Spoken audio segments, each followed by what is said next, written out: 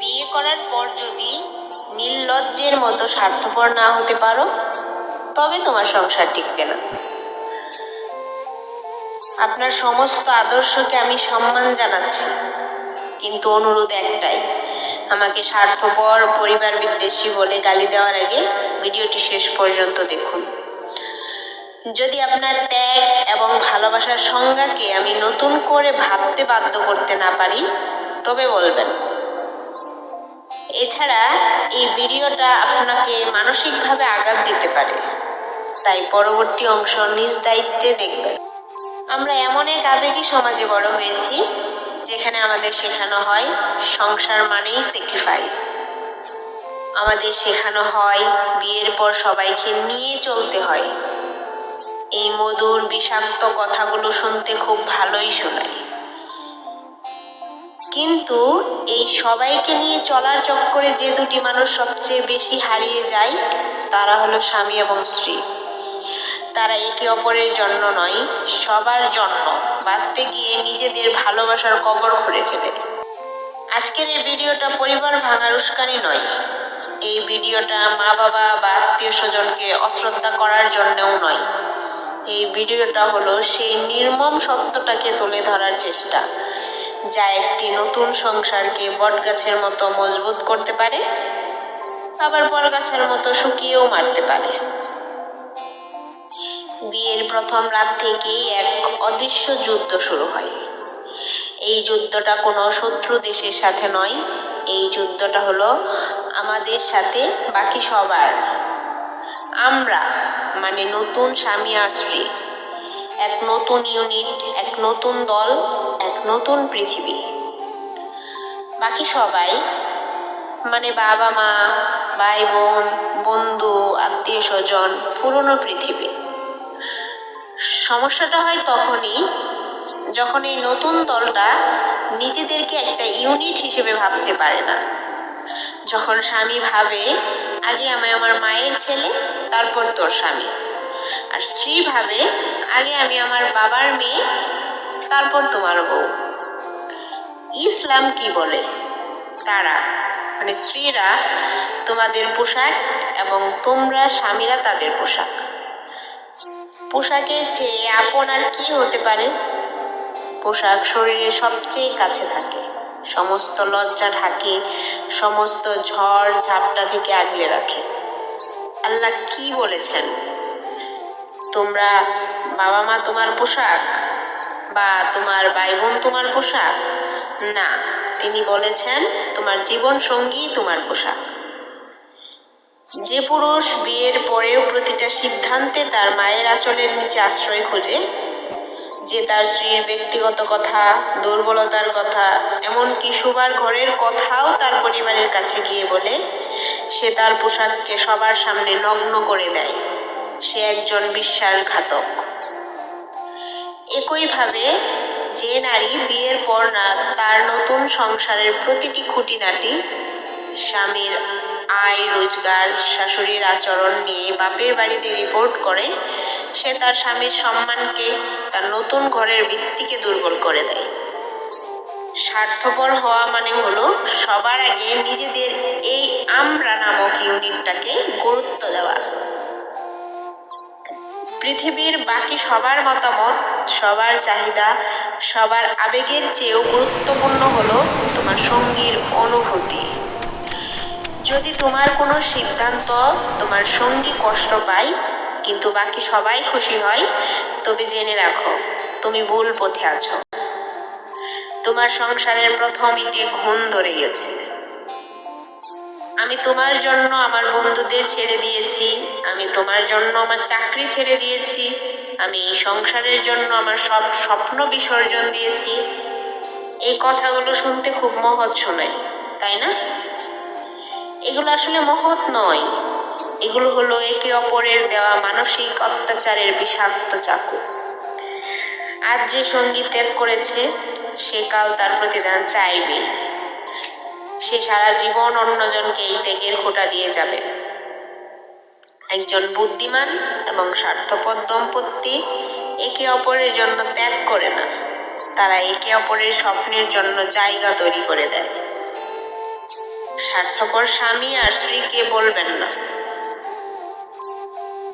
আমার মায়ের সেবা করার জন্য তোমার চাকরি করার দরকার নেই। বরং সে বলবে, চলো আমরা এমন একটা উপায় বের করি যাতে তুমি তোমার স্বপ্নও পূরণ করতে পারো, আবার আমার সংসারটাও সামলাতে পারো। স্বার্থপর স্ত্রী তার স্বামীকে বলবে না, বন্ধুদের সাথে আড্ডা না দিয়ে আমাকে সময় দাও। বরং সে বলবে, তোমার বন্ধুদের জন্যও সময় দরকার, কিন্তু আমাদের দুজনের জন্য একটা কোয়ালিটি টাইম নির্দিষ্ট থাকতে হবে, যে সময়ে ফোন বা অন্য কিছুর অস্তিত্ব থাকবে না। যখন তুমি তোমার সঙ্গীর স্বপ্নকে, তার ব্যক্তিগত সত্তাকে সম্মান না করে তাকে শুধু তোমার সংসারের জন্য ত্যাগ করতে বাধ্য করো, তখন তুমি আসলে তাকে তিলে তিলে খুন করছো। একদিন সেই মৃতপ্রায় মানুষটাই তোমার সংসার থেকে পালিয়ে বাঁচার পথ খুঁজবে। বিয়ের পর টাকা পয়সা নিয়ে যে দম্পতি পুরোপুরি স্বার্থপর হতে পারে না, তাদের সম্পর্ক নরকে পরিণত হতে বাধ্য। স্বার্থপর হওয়া মানে কি? এর মানে হলো, বিয়ের পর তোমাদের দুজনের আয় একটাই। সেটা আর আমার টাকা বা তোমার টাকা নয়, সেটা আমাদের টাকা। যে স্বামী তার আয়ের হিসাব স্ত্রীকে দেয় না, খরচের জন্য স্ত্রীর হাতে টাকা তুলে দেওয়ার সময় এমন ভাব করে যেন সে ভিক্ষা দিচ্ছে, সে আসলে তার স্ত্রীকে সম্মান করে না। সে তাকে একজন জীবন সঙ্গী নয়, একজন নির্ভরশীল কর্মচারী মনে করে।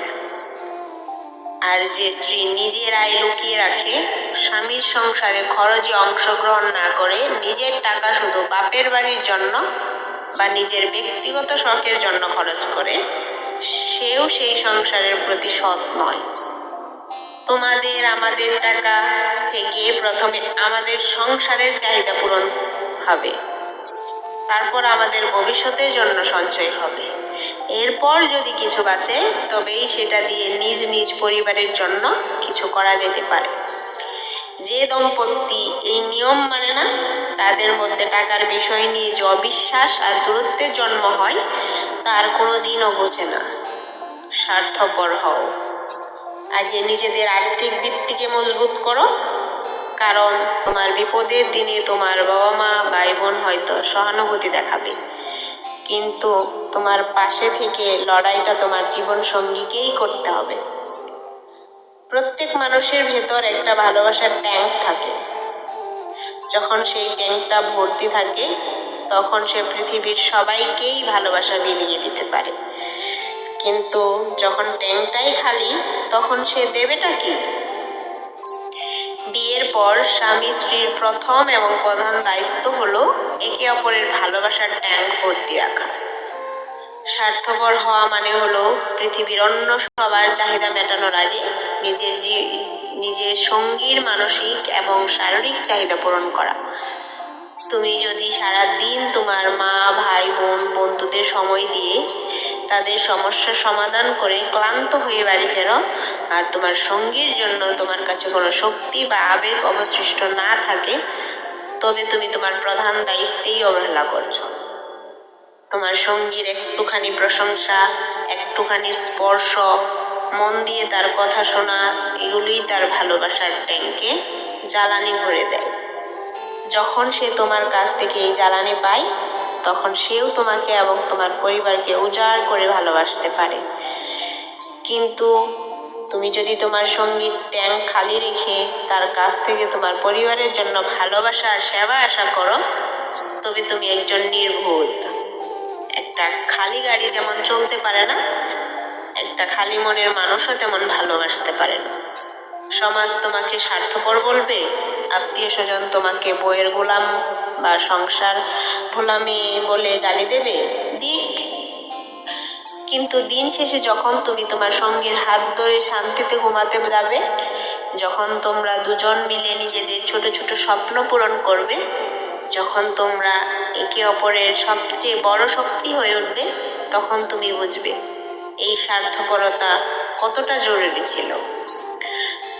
স্বার্থপর হওয়া মানে পরিবারকে ছুঁড়ে ফেলা নয়, স্বার্থপর হওয়া মানে হলো আগে নিজেদের গড়কে গোছানো, আগে নিজেদের সম্পর্কের ভিতকে মজবুত করা।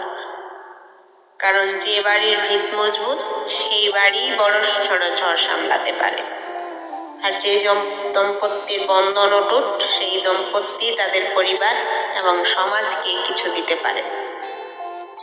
এখন আয়নার সামনে দাঁড়াও, নিজেকে প্রশ্ন করো, তুমি কি সবার মন রক্ষা করতে গিয়ে তোমার সবচেয়ে কাছের মানুষটাকে হারাতে বসেছ? তুমি কি ত্যাগের নামে নিজের সঙ্গীকে ধীরে ধীরে শেষ করে দিচ্ছ? যদি উত্তর হ্যাঁ হয়, তবে আজ থেকেই স্বার্থপর হতে শেখো। কারণ তোমার এই স্বার্থপরতার উপরেই তোমার ভালোবাসার স্বর্গ নরক জীবন নির্ভর করছে। Thanks for watching. ভিডিওটা ভালো লাগলে একটা লাইক করে চ্যানেলটা সাবস্ক্রাইব করে পাশে থাকা বেল আইকনে ক্লিক করে